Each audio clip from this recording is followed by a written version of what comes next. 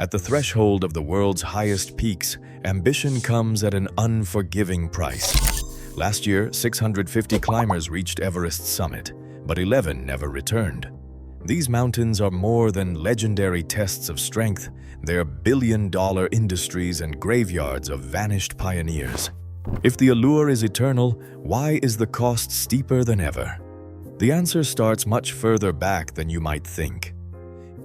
In the summer of 1854, a small group of climbers stood at the base of the Wetterhorn in Switzerland, staring up at a jagged summit that had never been reached. Their equipment was little more than hemp ropes, wooden-handled ice axes, and layers of wool to keep out the chill.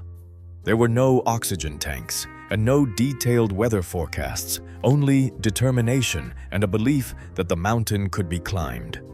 That year, Alfred Wills and his companions reached the top, igniting what became known as the Golden Age of mountaineering. As word of these first alpine conquests spread, the pursuit quickly grew beyond Switzerland's borders.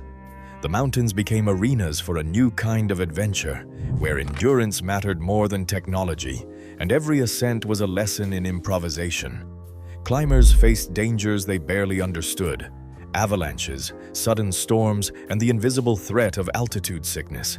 There was no scientific explanation for the pounding headaches or the confusion that set in above 4,000 meters, only the hard-earned wisdom that the mountains demanded respect.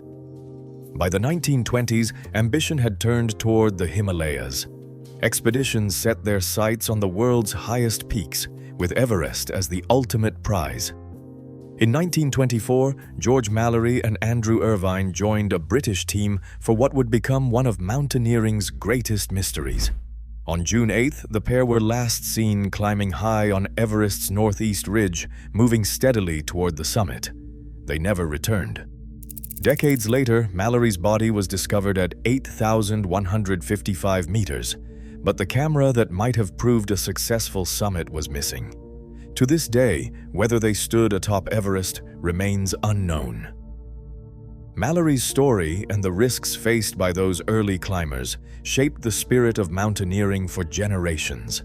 Their legacy is one of raw courage and a willingness to face the unknown, using little more than instinct and resolve.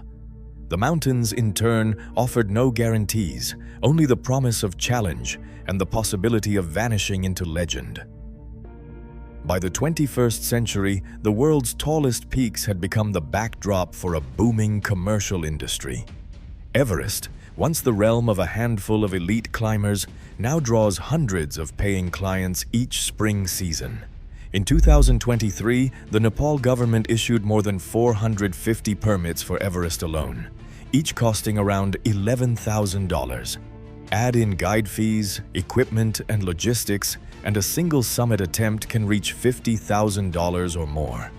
The industry generates billions of dollars worldwide, fueling an influx of climbers from every continent and filling base camps with tents, satellite phones, and the hum of generators. Behind every summit photo stands a workforce that makes these ascents possible. Sherpas and high-altitude porters handle the most dangerous jobs, carrying loads, fixing ropes, and shuttling oxygen bottles up the mountain's deadliest passages. On Everest's south side, the ratio has shifted dramatically. In 2024, there were about 1.5 Sherpas for every client, a reversal from earlier decades. Sherpas now outnumber foreign climbers on summit days, with over 6,000 Sherpa summits recorded since 1953, compared to just under 6,000 by clients. For many Sherpas, the seasonal wages, typically $2,000 to $3,000 per expedition, are substantial compared to other local work. Yet the risks remain stark.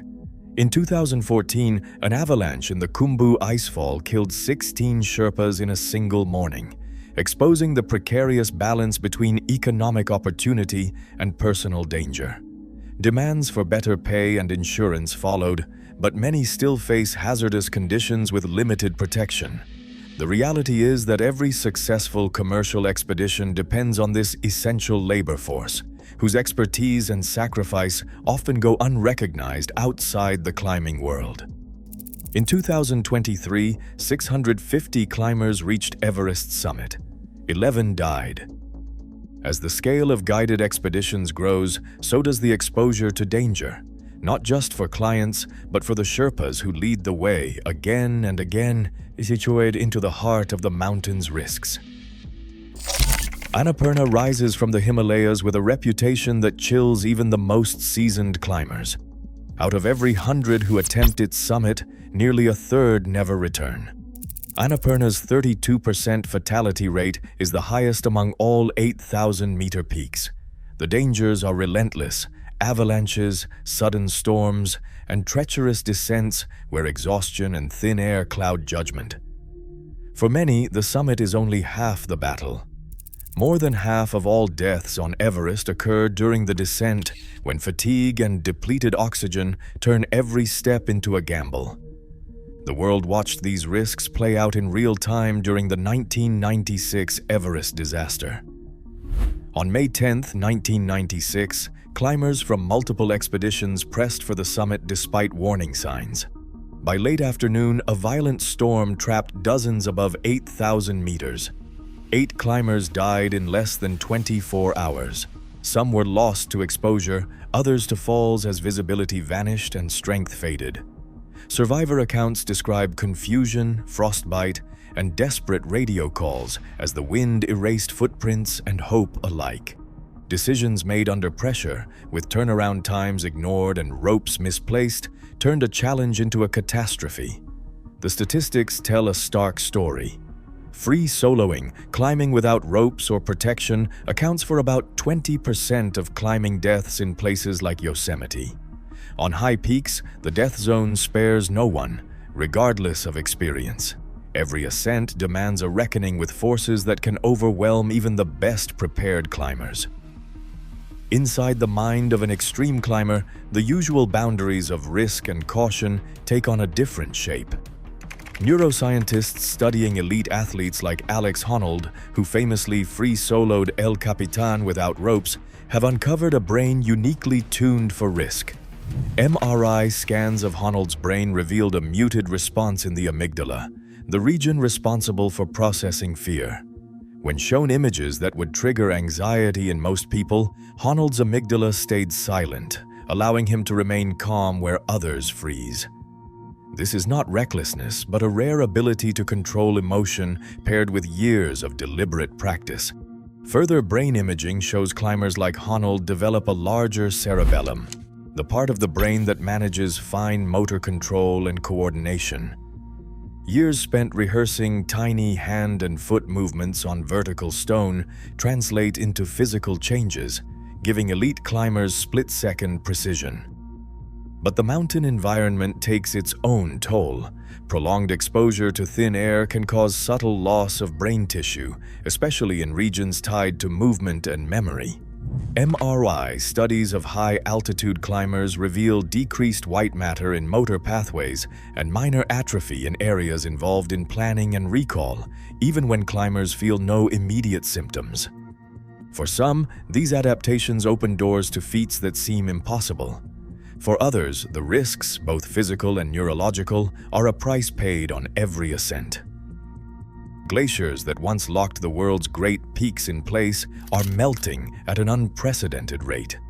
On Mont Blanc, the Gutter Couloir, once a reliable route, now sees daily rockfall as permafrost thaws, sending boulders tumbling where climbers once moved safely. In the Karakoram, Serac collapses, and shifting ice have forced guides to abandon classic lines, while new crevasses open each season, turning familiar paths into unpredictable hazards. Himalayan expeditions now report entire sections of route missing by spring, reshaped by a single warm winter. Technology is racing to keep up. In Pakistan's 2022 Broad Peak Rescue, thermal drones pinpointed stranded climbers within hours, a task that once took days of searching by foot or helicopter. These unmanned aircraft can fly where rescuers cannot, delivering emergency supplies or mapping avalanche risks in real time.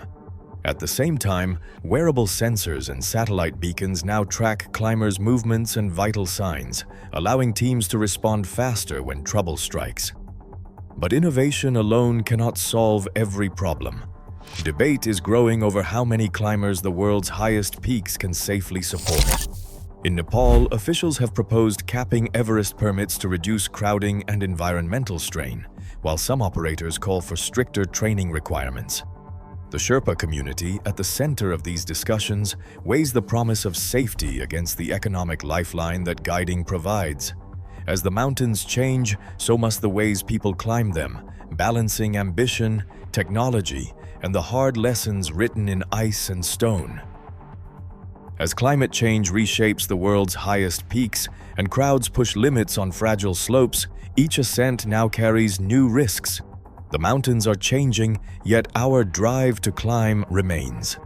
In chasing the summit, we confront not just nature's extremes, but the boundaries of our own ambition.